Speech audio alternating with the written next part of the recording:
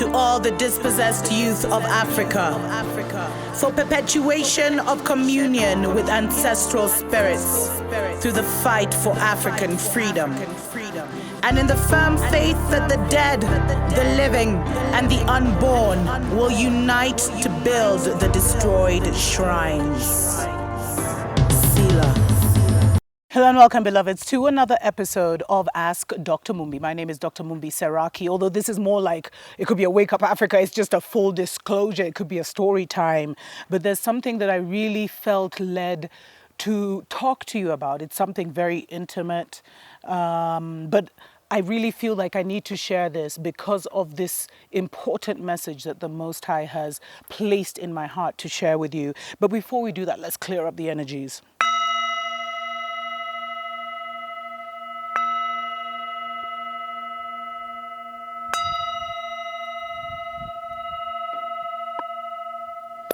Of course, we are always sending you our best wishes. We do pray that you have started to acclimatize to life outside of the matrix, because the New World Order is here, beloveds. They've put it in government policy, and so we must be aware of that. But that's not even the discussion for today.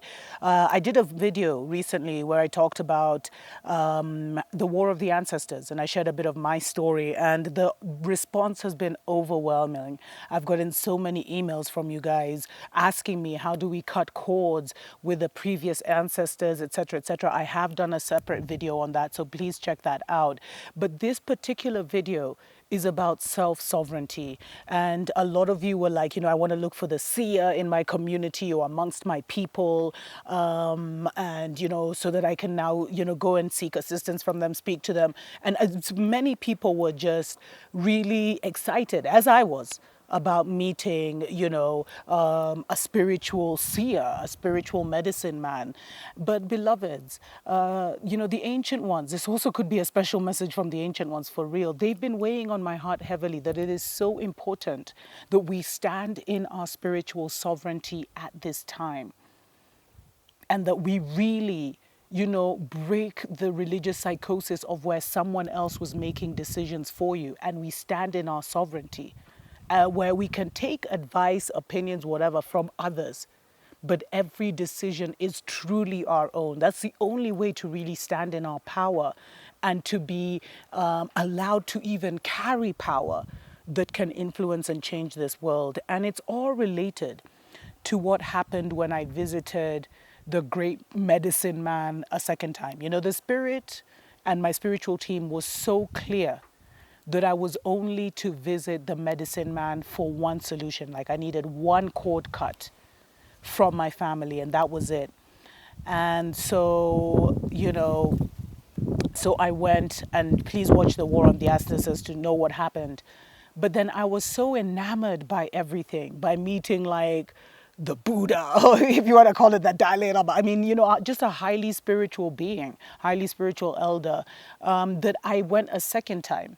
And to be honest, I was taking a friend who needed to do his own little ritual. But, I didn't need to go. But because my spiritual team had clearly told me, like, yo, you just need, you need a high level ritual to disconnect you from these ancestors who are literally enemies of your soul. And, I had to do it that way. But that was the only time I was supposed to seek outside assistance. But in my, starry-eyed, I went back. And when I went back, beloveds, it was like, now that you've disconnected from your Christian ancestors, you need to connect to the previous one, the ones just before that. And they can only recognize you if you get circumcised. I couldn't even say the word. And, circumcision is illegal in Kenya, etc., etc. It's one of the things that the British fought so harshly, but it's been highly, highly misunderstood. I think it's a very deep practice that was taken away from us. And so what happened is they were just like, well, now in order for the elder females to recognize you, you have to get the cut.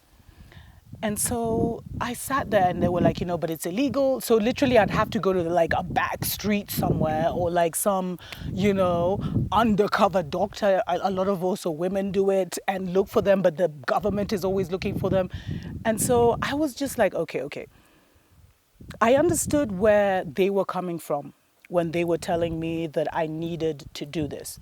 I could understand, to reconnect to my ancestors so that they recognize me. But I was like, but why did our ancestors, why did our women do that? Because they were the queens. You know, the Akikoyo nation is a matriarchy, even if the men are in charge right now. Why, what was that practice all about?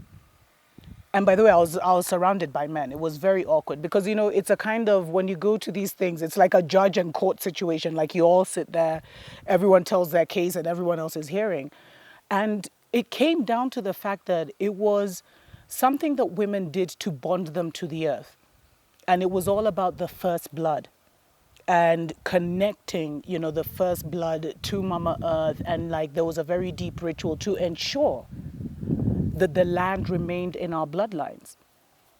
But somehow, now this is my own interpretation, when patriarchy and everything invaded the Akikoyo nation, it became about a woman cutting herself. When I really believe it was more about your first menstrual cycle and dedicating that first menstrual cycle to the earth. And you know, there are things, I mean, this is probably too advanced for many, but I know I have a very big sisterhood of Akikoyo women, my sisters. And I know several of you actually emailed me and Facebooked me about this. And at that time I was like, oh my God, what? I was actually shocked, but this is for you, because we know this is a sensitive subject. And so for me, I feel it was connected to the first menstrual cycle. And if you want me to talk about the connection between, you know, the blood of a woman and Mama Earth and the rituals you can do with that, because I know so many people aren't ready. But it was a very deep time, beloveds. And so the whole purpose of the ritual was to give that blood back to Mama Earth, the way you give the placenta back to Mama Earth, as a sign of honor, because it was such a big thing. But now with men running it, so I was like, okay, so if the purpose is for me to connect to my earth, you know, to connect to the land, then why am I going to some back end? Because they were like, no, it doesn't even have to be complicated. It can be a very minor procedure. But how is that? So I was like, so then, I mean, okay, sorry, this is going to get graphic. I asked them, I was like, so then do I collect the blood and take it to the land, or what happens? And they were like, no, it's just for it to be there so it can be seen. And so after that, beloveds, you know, I was talking to my friend as we were driving back, and he was like, yeah, you know, I saw that was where they're going. But he was like, but you know, these people are judges, so they will give you the recipe. You know, you'll go and you'll tell them your issue and they will tell you what you need to do. And it's up to you to decide what you're going to do. Because you see, he also reminded me of the Akikoyo nation. Back in the day, when with the Akikoyo nation, every family had their medicinal garden. So they knew when you have a stomachache, you take this. When you have a headache, you take that. I mean, like almost 80% of the ailments they faced, they could usually deal with within their homestead. Every home had their medicine woman or medicine man. And it was the most complicated of cases, which were usually spiritual in nature. It was only in the most complicated of cases that you sought a medicine man or a medicine woman, which means that our people were totally sovereign in their decisions, in their life. They had to be sovereign. They had to take care of themselves and their own first. And they had to have that knowledge, which means that knowledge had to be passed down. It wasn't like this where you get a sore throat and you're running to the pharmacy. You get a headache and you're going to see the doctor. It was not, there was not that connection. You had to know how to heal yourself to a certain extent. And I say that because even in this scenario, family, that was his judgment of what I needed to do if I wanted to return to the Akikoyo nation. But it wasn't the judgment of my people, my spiritual team, my ancient ancestors. And so I took back this decision to them. And I'll share what they said right after this. Wake up, wake up, wake up, wake up, wake up, wake up, wake up. Welcome back, family, to Dr. Mumbi's spiritual show. My name is Dr. Mumbi Seraki. So, yes, this is not clickbait.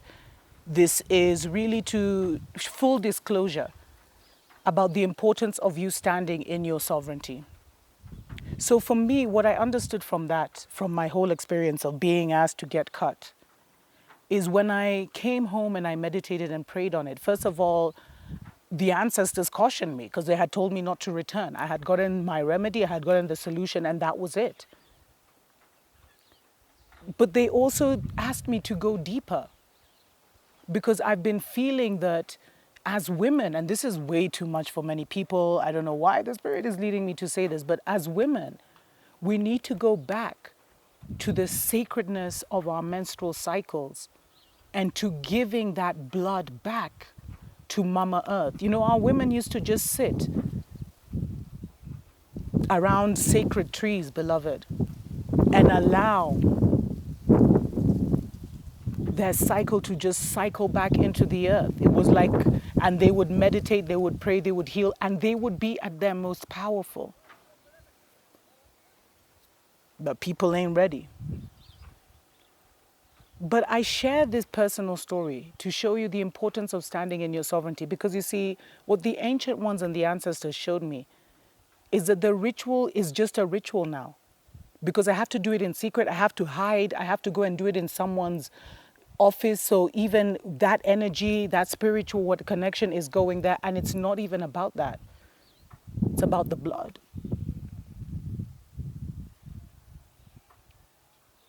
And how sacredness, and the sacredness of that.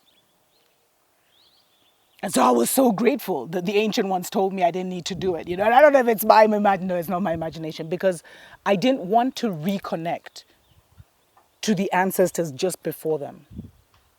I just wanted to disconnect and then now to spiritually connect. But it was not something I had to do, because the way it's being practiced now, it has no power.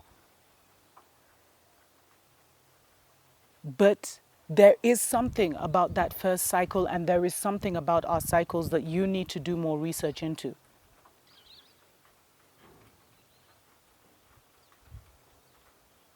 And most importantly, you need to stand in your spiritual sovereignty, beloveds. Because one of the great curses of religious psychosis is it makes us give others dominion over our lives. And you see how, like, Spirit taught me a lesson, because I released a show on how you need to stop calling pastors spiritual father, spiritual mother. Then I meet this guru and I'm like, oh my God, he was like my father. And then I have this revelation where I can't follow his path. I have to stand in my own and follow my own path. And that is not the right path for me, because that is not what will connect me in any way to my ancient ones. I mean, we're already connected, but if I want to do that, you see, that ritual was about land and ownership. There's nothing more powerful than that in reclaiming land that has been taken. But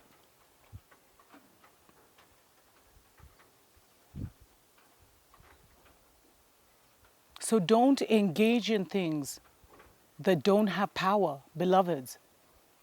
And allow stand fully in your spiritual sovereignty, and only give your power to your spiritual team, your guardian angels. Make sure you know them properly, you know their voice absolutely.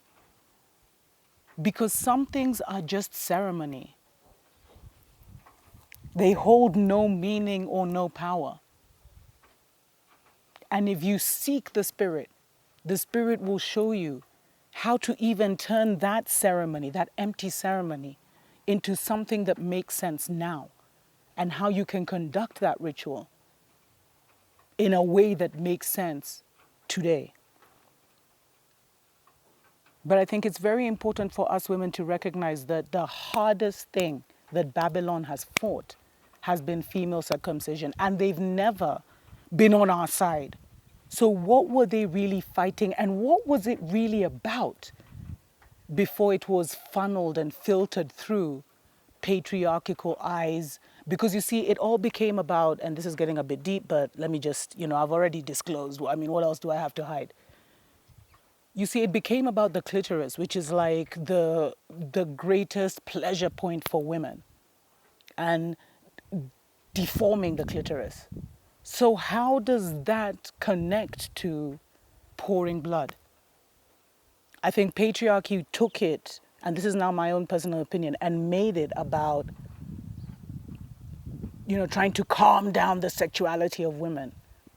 And then now it became, and it was women on women, by the way, it became so distorted that a lot of women suffer serious injuries from this. But it's not even about that. That's the physical level of that thing. Because it's been distorted, it now becomes something that harms instead of something that gives us power, empowers us, blesses the nation, blesses the land. And so, in everything that you're doing right now, in anyone that you seek for information, for knowledge, for answers, even me, family, question, take it back to your own spirit. Sorry, one of my birds just came down here. You remember I told you, like, birds literally follow me. I feel like around the world. Stories for the days. Stand in your own spiritual sovereignty, family, fully, 100%. And make the only people who should be helping you in your spiritual decisions, not even your husband, not even your mother, not even your father, not even your best friend, your spiritual team. Because we are in perilous times where you can think you're doing the best things for yourself and it actually ends up being the worst. And you see, we're still cleaning ourselves and mentally removing the religious psychosis, which taught us to give our power away just like that. But we must hold on to our power in this season and make sure that every decision we make, every teaching that we inculcate into our reality is truly of our own. Tuko pamoja.